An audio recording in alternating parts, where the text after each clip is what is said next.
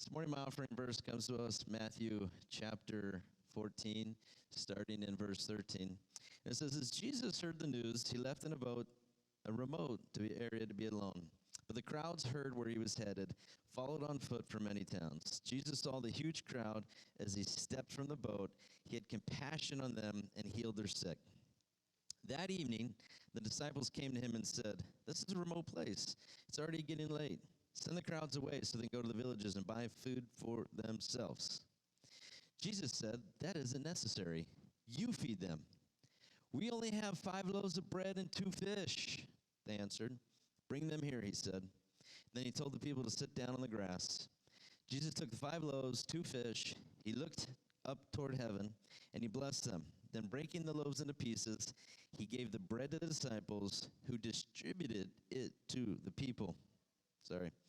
Last verses. And they all ate as much as they wanted. And afterward, the disciples picked up 12 baskets of leftovers. About 5,000 men were fed that day, in addition to all the women and children. So 5,000 men were fed, plus there was women and children. So there could have been anywhere from 10 to 18,000 people that were fed with 5 loaves and 2 fish. Turn to your neighbor and say, 5 loaves and 2 fish. Is there any way in our minds that this is possible?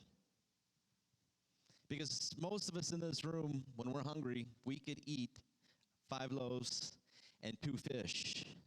Some of us, we are petite eaters, so maybe we have a half a loaf, quarter of a loaf, quarter piece of fish. But some of us humans, 5 loaves, 2 fish, that still ain't enough, right? That ain't enough.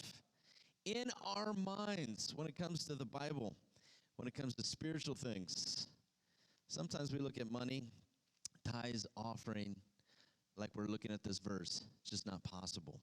It's not possible. How do I give? It's not possible. It's not reality. How does God take 5 loaves and 2 fish and feed 18,000 people? In my mind, it's not possible. How do I give what I'm supposed to give? It's not possible. In our minds, it's not. But if we learn to trust him, everything's possible. Our theme for that we're in and we've been going through is fight the good fight.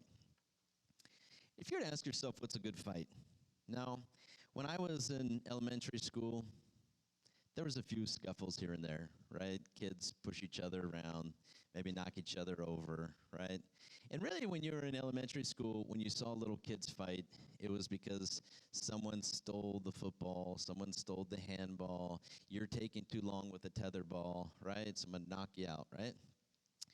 Junior high, as you're becoming older, discovering yourself, kids. I remember going to Acacia, and I can remember how many times I heard kids say, I'm going to meet you at the bike racks after school. No idea why it was the bike racks, but that's what it was when I was in junior high. We're going to meet at the bike racks, right? High school, there was fights that broke out. Most of the time it was because maybe you looked at me wrong. You looked at my girlfriend, so I got to beat you up, right? And vice versa.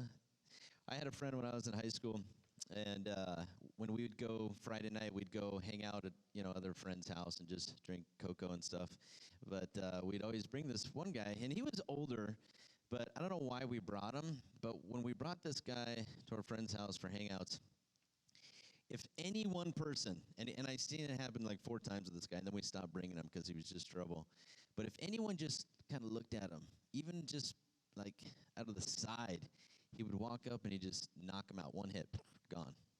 It's like, is that a good fight? That's not a good fight, right? How many of us have ever turned on TV and watched a boxing match? Right? Have you ever watched boxing before? Now, if you're watching a boxing match, 2 guys or 2 girls fight it out, beat it out, we would say the value of that fight, am I getting the value, by probably the length of the fight, right?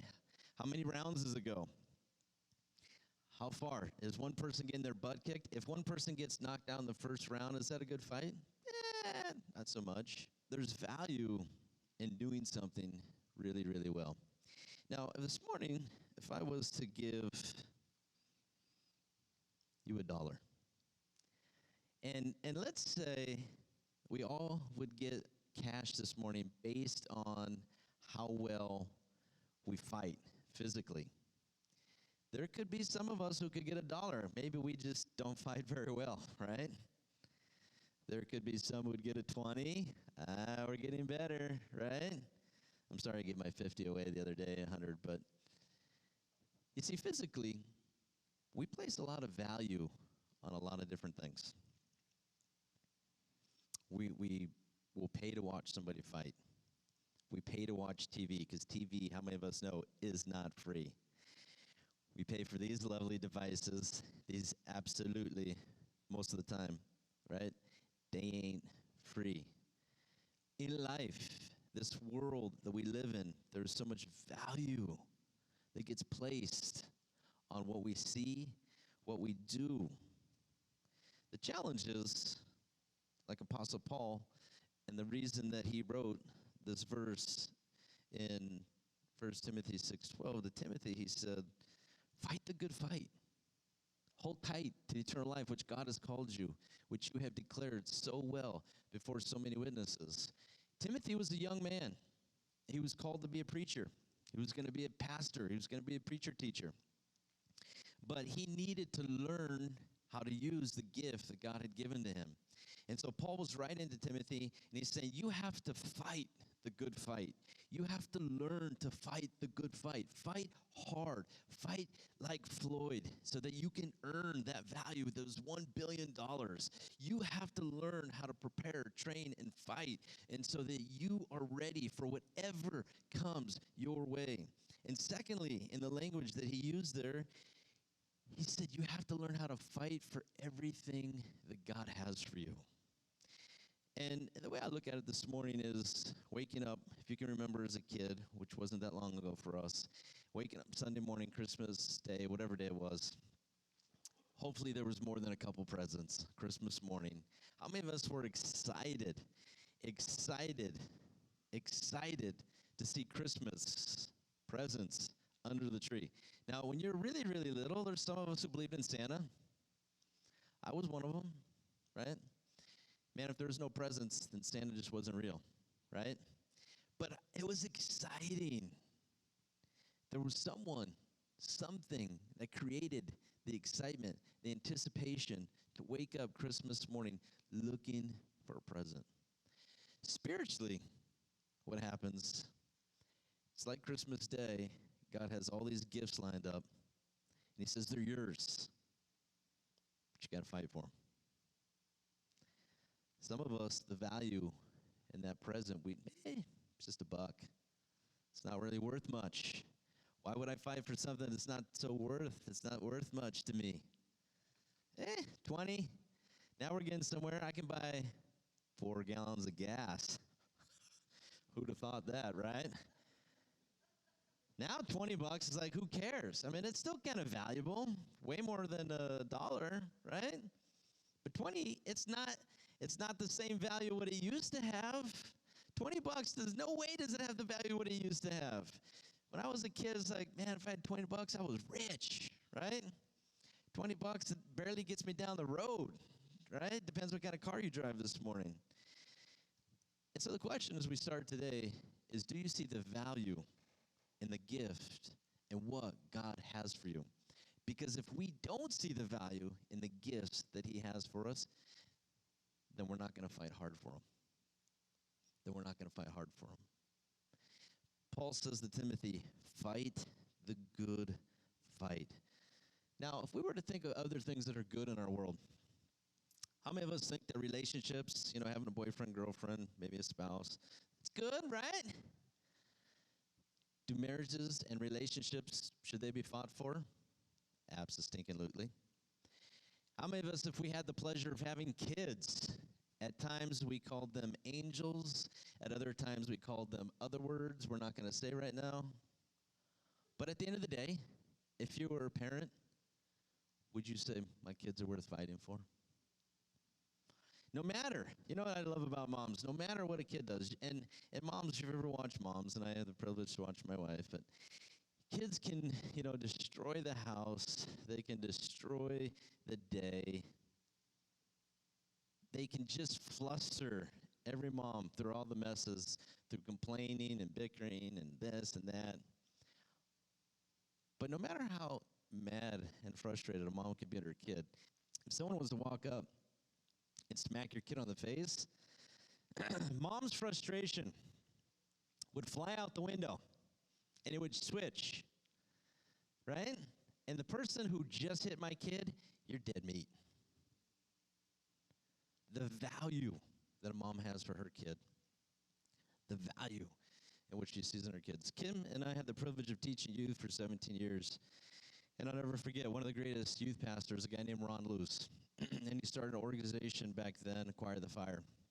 And I'll never forget going to one of these meetings for youth pastors. And it was about learning how to fight for the heart of youth. But really, at the end of the day, no matter what we have with technology, no matter what kids have in front of them, we have to fight hard for the youth and the generation today.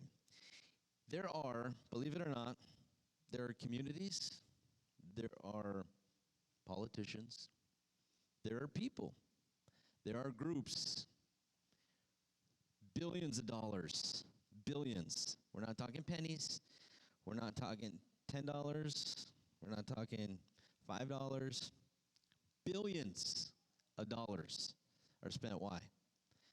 For the youth of this generation. Fight the good fight. Husband and wife, good thing to fight for, absolutely. Boyfriend, girlfriend, if they're the right one. Kids, God's given them to you. Are we fighting like hell for the kids that we have in our life? Because if you're not, if we're not fighting like hell, you know what? Someone's spending billions to track the heart of your kid. Someone is spending billions to track the heart of your kids. They want to teach them. They want to train them. They want to prep them for how they want the next generation to be. So when Paul's saying fight the good fight, one of the things we have to fight the good fight for is for our kids. And if we can't teach our kids the truth, if we can't fight for the heart of our kids, then they've already been given away.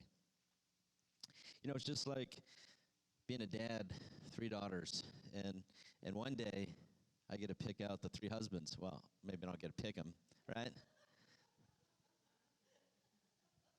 I don't know if my daughter heard me. Selective hearing. Back in the old days, that's how it was, right? Parents got to pick out, who your kid's married. But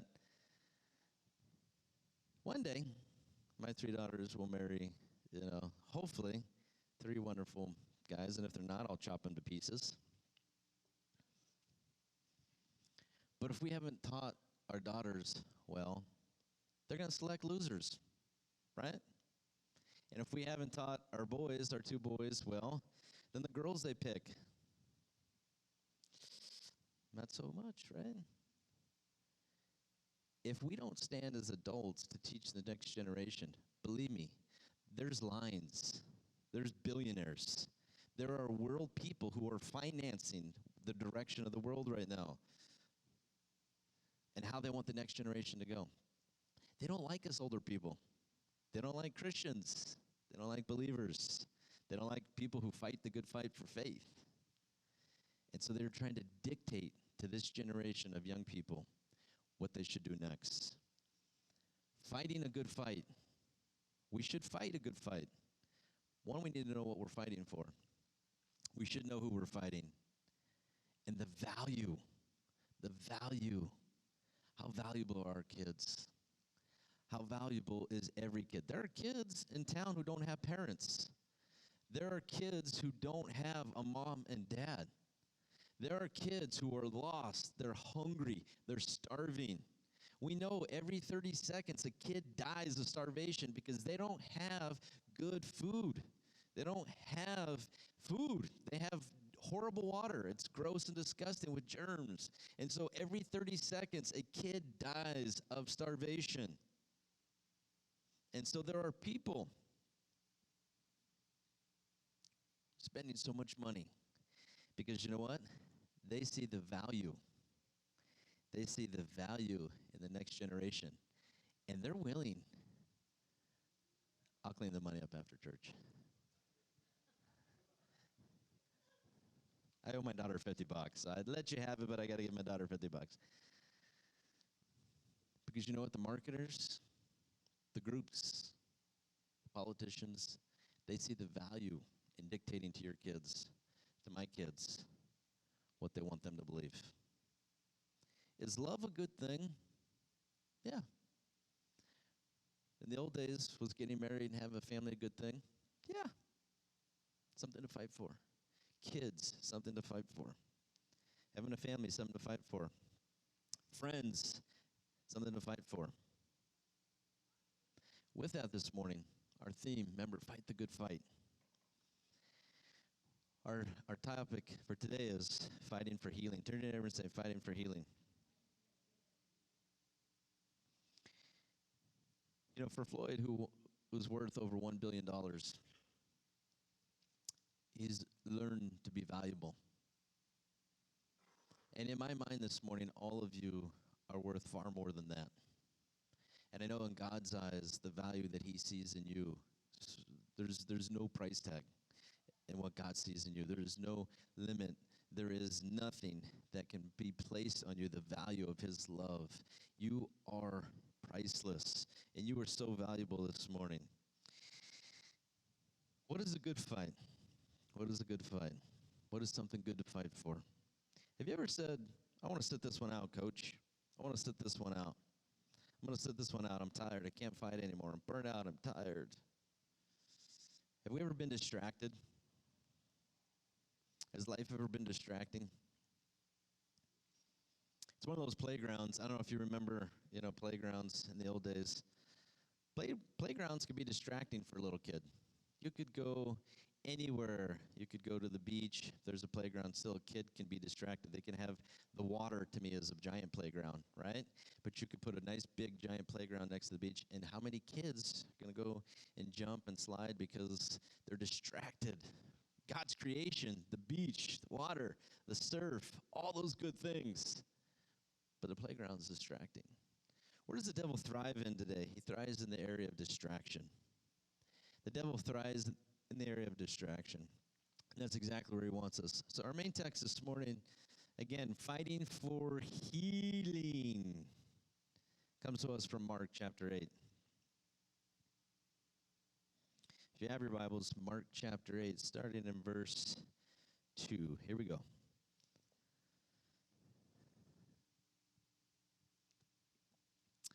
When they arrived at Bethsaida, some people brought a blind man to Jesus, and they begged him to touch the man and heal him. Jesus took the blind man by the hand, and he led him out of the village. Then, spitting on the man's eyes, he laid his hands on him and asked, "Can you see anything now?" The man looked around. "Yes," he said. "I see people, but I can't see them clearly. They look like trees walking around," which is good if they're skinny trees, right? Then Jesus placed his hands on the man's eyes again. His eyes were open. His sight was completely restored, and he could see everything clearly. Jesus sent him away, saying, "Don't go back into the village. On your way home." So this is kind of a messy miracle. Turn to your neighbor and say, it's a messy miracle. Because I don't know how you view spit. Most people view it as kind of gross. But there's people in this room that spit, right, at times. Right? When we're sick, we definitely spit, I would think, most of us. Sometimes we got to get rid of that loogie, right? Those green, gross stuff that is in there. People in this day, they viewed spit as very unclean. So then why would Jesus take spit? Why would he spit on somebody's eyes? Why would Jesus, if it was so unclean, why would he spit? Why would he take something and spit on somebody's eyeballs who couldn't see? Jesus opened the eyes of many blind people in the Bible. What is so important about seeing? Every one of us this morning, we see correctly, whether we use glasses or those other lens things, whatever you call them, the contact lenses. Yes, thank you, babe doll. Most of us can see a little bit, right? We can see. And how many of us we love? We can look at the person next to us and we can say, "Yes, you're so beautiful, you're so handsome, you're so wonderful," or maybe not. But we can see, and we love, it isn't a good. When we wake up in the morning, we can see the sunshine. For us to wake up in the morning and see the sunshine, it's so beautiful. to see, to be able to see, to walk out into the night and to see the stars. If you live in a spot where you can see the stars, to see is something beautiful. It's a gift, right? To be born with vision. How important is vision? Proverbs 29:18 says, well, where there's no vision, people perish. Where there's no vision, where there's no direction. Because if you don't have eyesight, you have no idea where you are going. If you're blind, someone has to lead you, which means you have no direction. So physically this morning, we mostly can see. We can see pretty clearly. Some things far, some things not so much. Right? Up close, maybe not so much. We can see. But the writer of Proverbs says where there's no vision. And he's not talking about eyesight in Proverbs. He's talking about spiritual vision.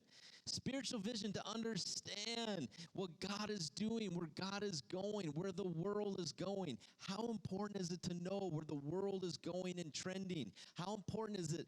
Every season of life changes. How many of us have noticed from being 10, 20, 30-ish where we are now, how many have we've seen life changes? It's different now in our 30s than it was when we were 10. It's different in your 40s than when you were 15. It's different when you're 50 than when you're 20. Life changes through seasons. If we don't adapt and change to the seasons, we can't help fight for that next generation either. Life is learning to adapt. Life is learning to change. Not changing what we believe, but changing as the seasons go. When it's summer, most of us don't wear beanies in the summertime, but sometimes there are people who wear beanies in the summertime, right? Most of us do not. We would prefer flip-flops, shorts. If you're going to go swimming in a pool, do you go fully dressed up or a bathing suit? Most of us would wear a bathing suit. You are prepared for what you're in the season. If it's winter, you dress warmer, you put more clothes on. We know how to dress and prepare for the seasons. But spiritually seeing, the day that we live in 2023, if I don't have vision, if I can't see what God's doing, it says people perish.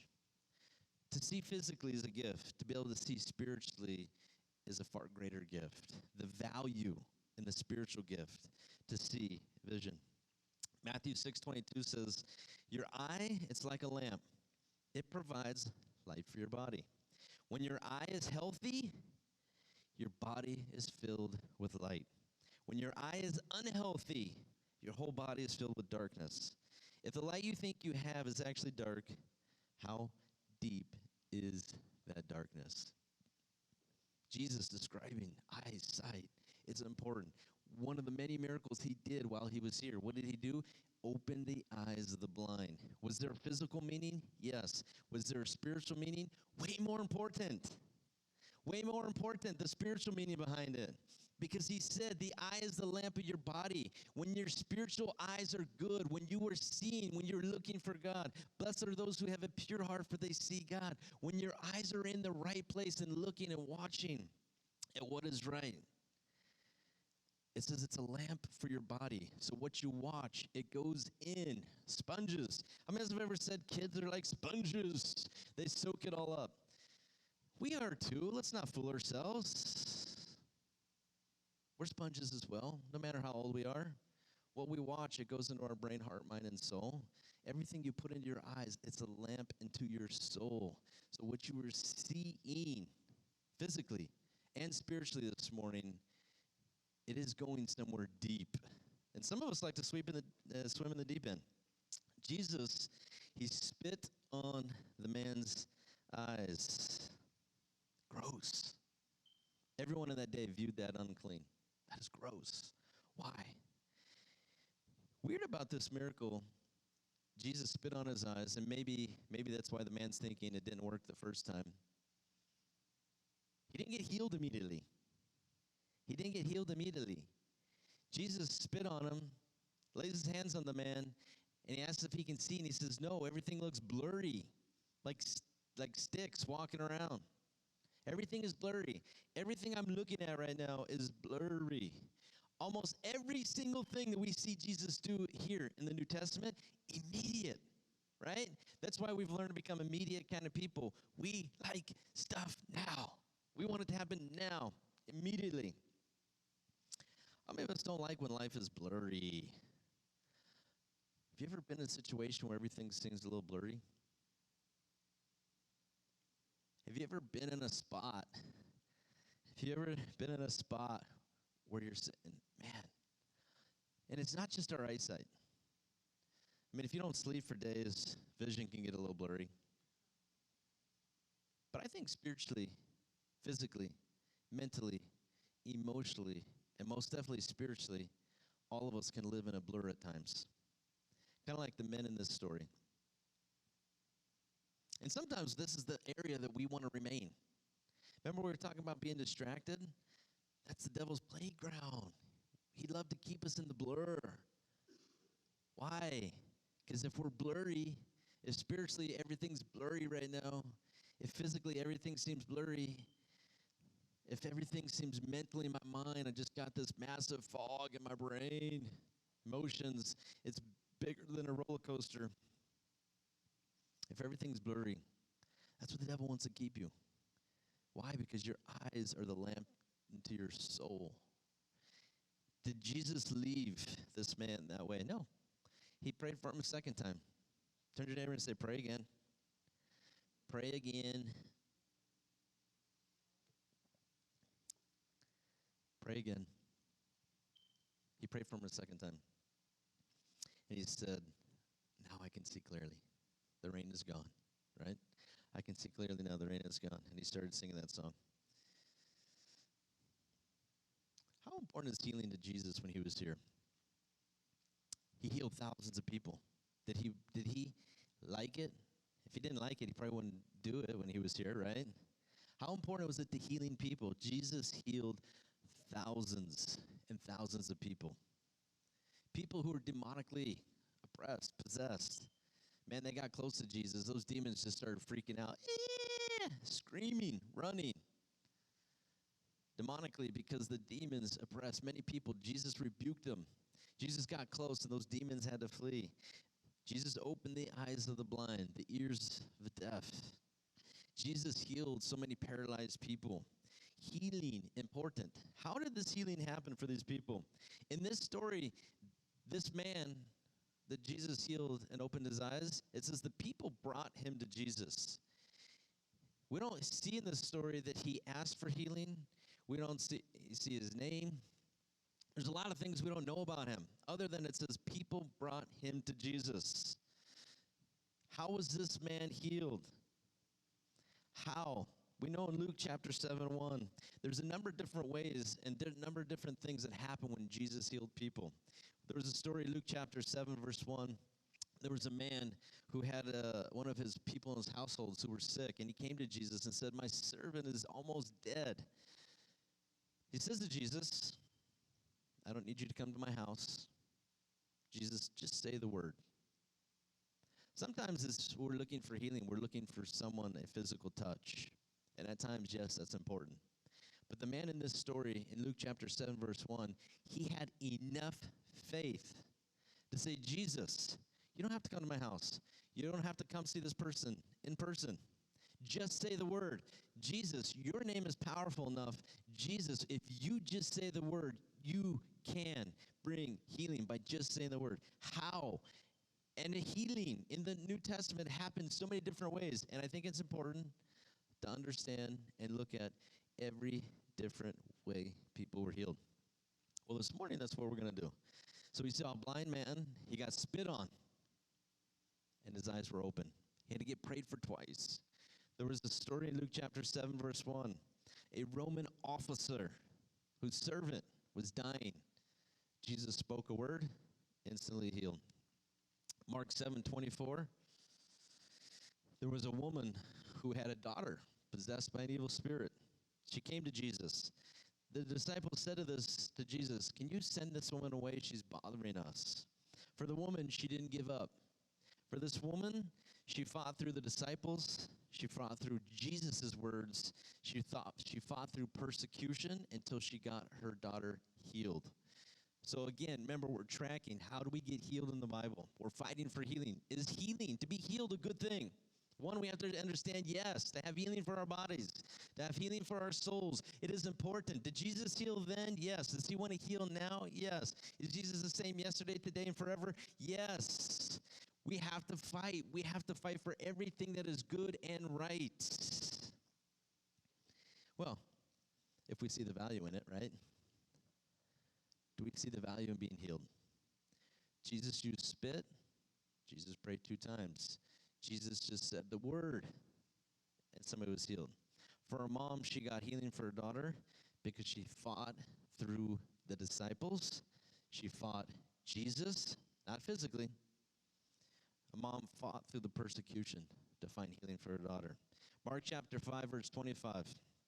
The popular story, there was a woman who bled for 12 years. She was at the point of dying. It says that she suffered for so many doctors. 12 years of suffering. 12 years. She spent all the money that she had, and she didn't get better. She got worse. 12 years of suffering. But then she heard about Jesus, and her faith started to rise. She started to hear what Jesus was doing, and the faith started to increase.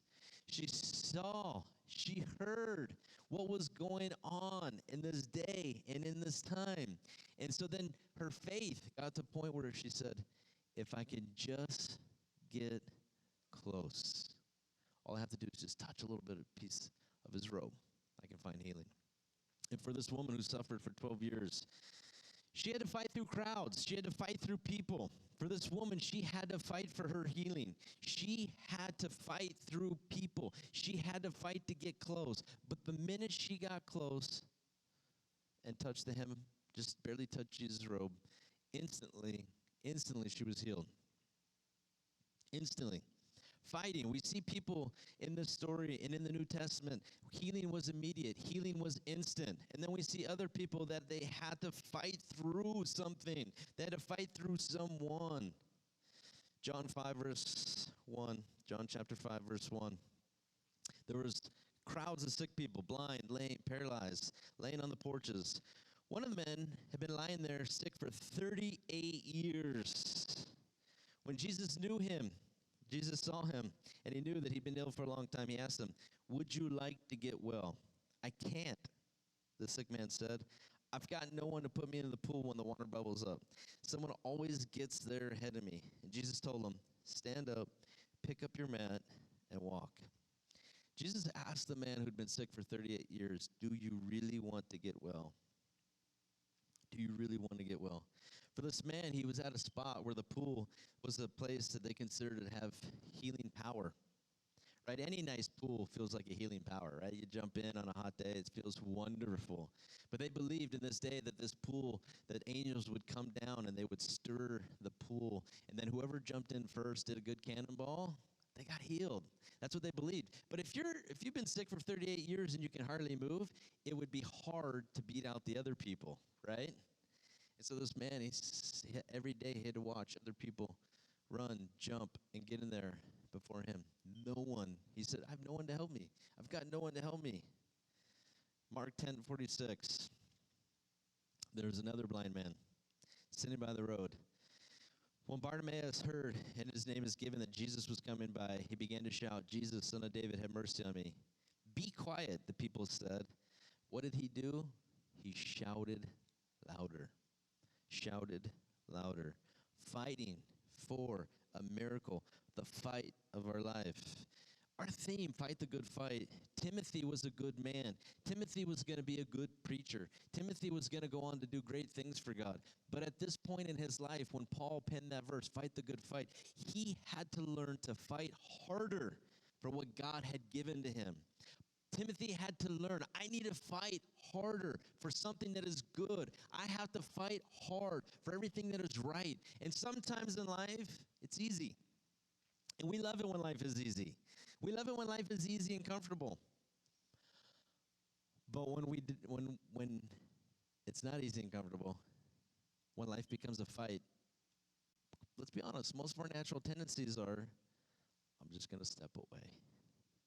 I'm just going to back up. I'm just going to sit this one out, coach. The game's been too long. My legs are tired. I'm out of breath. It's at that moment where the devil starts to get victory in our lives because I want to sit out. I don't want to go forward. I can't go forward. I can't live. I can't believe the way I used to believe. I can't. How can I? I'm tired. It seems like this year, 2023, I've really seen so many people fighting through so many different things. Through spiritual matters, through physical matters, through emotional matters, through mental matters, so many different things. And so, as I was praying, this is the theme that God put on my heart. People today, we have to fight harder than we ever have had to before. To make $1, and it's not really, doesn't have the same value that it used to.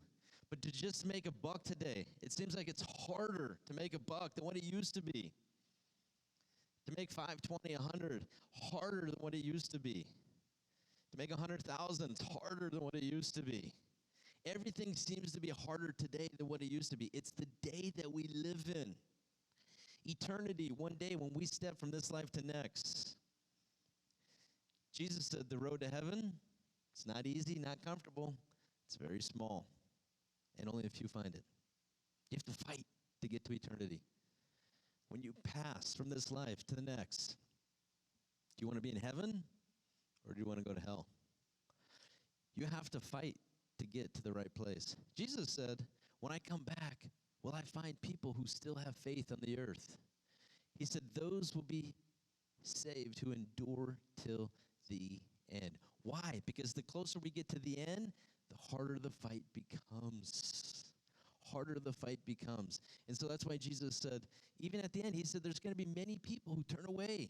They're going to turn away from the Bible. They're going to turn away from believing. They're going to turn away from church. They're going to turn away from God because they gave up the fight. If being spiritual is hard, how many people have given up the fight? If being healthy is hard, how many people have given up the fight? We see in our story, in our text, there's a blind man who had to fight through his healing. It took being prayed over 2 times. It took being spit on, for goodness sakes. We see a mom who had to fight through being told, shut up, be quiet, get away from here, shoo, shoo, get away. We see another mom, again, had to fight. A woman who bled for 12 years, she had to fight through the crowd. She had to fight through all the doctors, all that fighting to believe, to be healed. We saw a guy in the story who said he was told to be quiet, just like one of the ladies. And it says he kept shouting louder. Are we shouting loud enough this morning? Are we shouting loud enough for what we really desire? Are we shouting loud enough? Are we praying long enough? Are we praying enough? Are we praying and believing in enough? It took 2 times. And I think for the guy in this story in our text this morning, he probably was a little frustrated. Because if he knew that most people were healed instantly, I bet he was frustrated that he didn't get healed right away. How many of us, if we're honest this morning, could be frustrated with God because something didn't go the right way? If we could be honest with God this morning, whether it's financially, whether it's health, whether it's relationships, how many of us have ever gotten frustrated with God? And I think that's where the blind man was in this story. Shoot, if Jesus can raise the dead, walk on water, and people, they just get close to him and they're instantly healed, how come I didn't get instantly healed? How come Jesus spit on me? I got the gross healing. I got the gross one. How come I was picked for that one, right? How did I get picked for this TV show, right? How did I get picked to be the actor in this one? I got the gross one. I'm sure there was some frustration. And I wonder, between the healing of seeing things blurry and being able to see clearly, what started going on in his head? And I wonder if he started to give up. And I wonder if the frustration started to mount. Or I wonder the opposite side. Maybe he was a glass half full kind of person. And maybe he started saying, I'm close. Ooh, I feel it. The healing is just around the corner now. I wonder if he started thinking positively and he started going, oh man, look, I'm halfway there. I'm halfway there. I can start to feel something in my body is tingling. And I wonder this morning, which way was he thinking? But really more important, which way are we thinking this morning? And if we were to ask ourselves, where do I need healing today? And I'm not going to ask you to raise your hand, but I wonder how many of us in ourselves or know people who need relationship healing. How many of us know parent-kid relationships that need healing? How many of us know people who are dealing with anger and depression, anxiety, loneliness? We say that we mention it quite a bit because anxiety and depression are the number 2 things people deal with in our world. Anxiety and depression, it is the largest mental illness. And it's not, to say people have a mental illness because they have anxiety or depression doesn't mean people are crazy. There's many people we drive around Hammond and we say they're crazy for sure. But we don't look at people who are stressed out and have anxiety and depression and call them crazy. But it is classified as a mental illness. And I wonder how many people do we know have classified as a mental illness today that could use the healing power of God? I wonder how many physical healings do we in ourselves, in our bodies, in our minds, in our emotions, but really spiritually, in our communities. In 2 Chronicles 7:13, this is a really popular verse, and I'm going to get to the part that everybody knows. 2 Chronicles 7:13, it says, "At times," this is God speaking, "I might shut the heavens so no rain falls. I might command grasshoppers to devour your crops, or I could send plagues among you." Now, most everyone doesn't really talk about 2 Chronicles 7:13, but let me read it one more time. At times, God says, I could shut the heavens so that no rain falls. Command grasshoppers to devour your crops, bill collectors. I can send plagues among you so that you're sick. But here the writer gets to the most popular part, verse 14. But if my people, who are called by my name, will humble themselves, pray, seek my face, turn from their wicked ways, I will hear from heaven, I will forgive their sins, and I'll restore their land. And I wonder how many of us, our community, could use a little healing. So there's so many different types of healing that is needed. Our land, this beautiful, wonderful, Hemet is heaven kind of place, this valley. It used to be an old bumper sticker. Hard to find, but it used to be. How many would agree Hemet could use some healing? How many would agree that some of us, man, shoot, at 46, I can sit down for 30 minutes and I can stand up and my body says, you're not as young as you used to be, John, right? Driving yesterday, 14 hours, get out of the car, whoo, not as young as we used to be. These bodies, how many of us physically need a touch from God? Mentally, let's be honest, one of the biggest areas where I think we are not honest is in our mental struggles. And I think that past scars, I think past things that have happened to us, I think they linger in our brain and they build. Why are counselors and psychiatrists paid millions of dollars?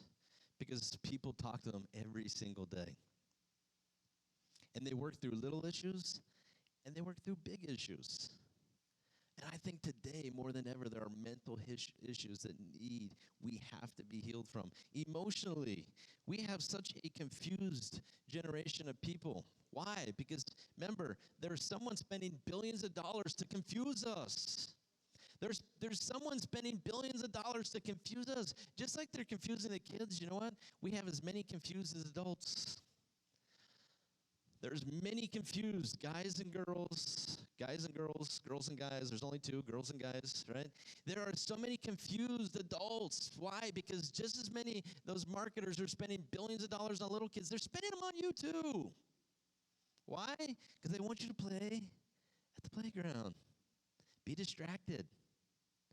If you think about the past for a minute, how many of us can look back into our past and say, those were good times. The past. Whoo, good stuff. But how many of us can look back and say, man, there was some dark times too? How many of us this morning can look at our president and say, the theme is just live your best life now? right? That's all I'm trying to do, live my best life now. And that sounds good.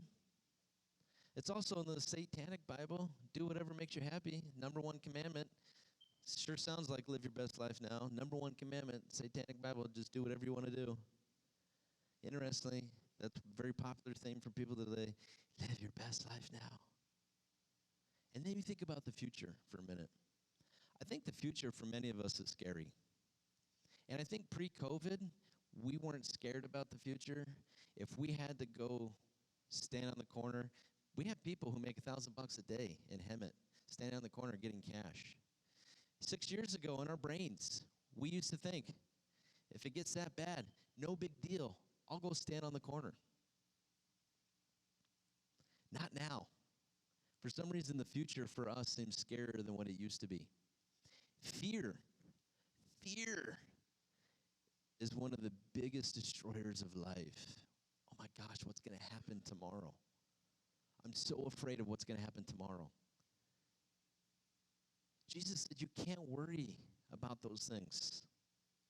And so the past, I think it's very damaging at times, and we have to let go. I think the present moment, if we're only living for the moment, we're being foolish. And let me put it to you this way. How many people have ever said, you better save your dollars for a rainy day? Right? How many of us ever heard that back in the day? Oh, okay. Well, then how many of us are saving spiritually for the future? If your home's supposed to be in heaven, if your life, in your heart, mind, and soul. We've heard about cash. Remember, we get the value real good. It's a $5 bill, gallon of milk, right? Gallon of gas. We get that. Save for a rainy day. But are you saving spiritually for your rainy day? Have you saved up enough in that spiritual tank for that rainy day? The past, for some of us, is damaging, and it has to be let go. And there's issues that we have to work through from our past, scars that have not healed. This morning, God wants to heal that. The present moment, so many of us are living distracted because we're trying to live our best life now. And God wants us happy. And the Bible says laughter is the best medicine. Laughing is the best medicine. Being around dorky people and laughing all the time is the best medicine. That's why we surround ourselves with dorky people so we can laugh all the time. Laughter is good medicine. But if all we do is live for now, if it comes to financial terms, what would you call yourself? A fool. So spiritually then, spiritually this morning, physically, if you're not a fool because you saved for a rainy day, if life is more important spiritually, are you saving for that spiritual moment? And how much have you put in that tank? Because that is way more important. Why twice? Why did it take twice? Because you know what? We live in a physical and a spiritual world. I think Jesus had to make a point in this story. Did he need 2 times? No. If any of us play sports, sometimes shooting in a basket takes way more than 2 times, right? But sometimes if you miss once, you miss one free throw, I'm going to get the next one, right? I'm going to get twice. Did Jesus need a second shot? Absolutely not. He was proving a point then. And what's the point? We live in a world that is physical and spiritual. What is more important? If you can't get the spiritual world down, you'll never get the physical one. If you can't get the things in the spirit down, you'll never understand the physical ones. The spiritual world is far more important than the physical world we live in. Because in this physical world, I can tell you good news, it's only going to get more pretty.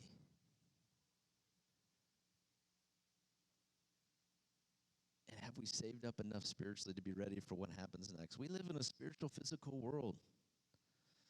Nothing is automatic.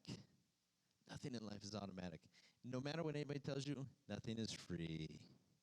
There's nothing free in life. Nothing's automatic. What is it? What is it then? It is time that we learn how to fight better. That we learn how to fight better. You know, kids today, I don't know if you watch kids fighting. and they really try to make it pretty. I don't know if you've seen kids fight today. You know, they've watched so many boxing videos. It's hilarious because every one kid who gets in a fight now, you watch them, and they're trying to imitate their favorite boxer, right? What they've seen, and they're trying to make a fight look so pretty. In the old days, when I was younger, it didn't need to look pretty. I'm taking you out quick. I need to get the job done quick, right?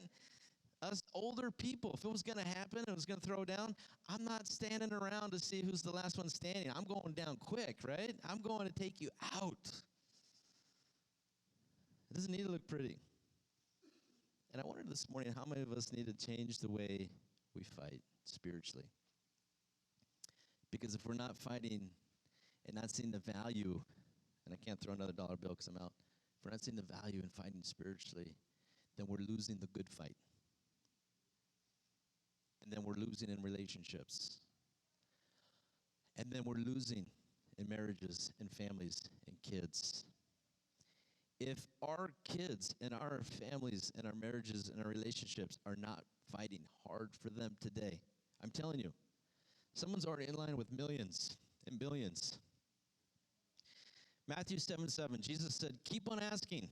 Maybe asking once isn't enough, so keep on asking. Maybe asking twice isn't enough. Keep on asking. You will receive what you ask for. It's hard to read this verse. When we keep on asking, we don't get it, right? Keep on asking. You'll receive what you ask for. Keep on seeking. You will find. Keep on knocking. The door will be open to you. Everyone who asks receives. Everyone who seeks finds. And everyone who knocks, the door will be open. Mark 11:22, Jesus said to the disciples, have faith in God. I tell you the truth, you can say to this mountain, may you be lifted up, thrown into the sea. It will happen. But you must really believe that it will happen and have no doubt in your heart. I tell you the truth, you can pray for anything. And if you believe that you received it, it will be yours. But when you're praying, Jesus said, first forgive anyone who you're holding a grudge against so that your Father in heaven can forgive your sins too. Where does it all come from? The very basics of healing. It's faith. It's what we believe. And it's the value of that belief. Is it $1? Is it 5? Is it 20? What's the value of my faith?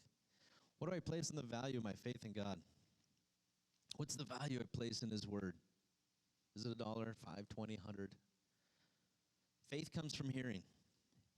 The more that you hear, the more that you read, the more that you listen, the more faith you're going to get. And it takes faith.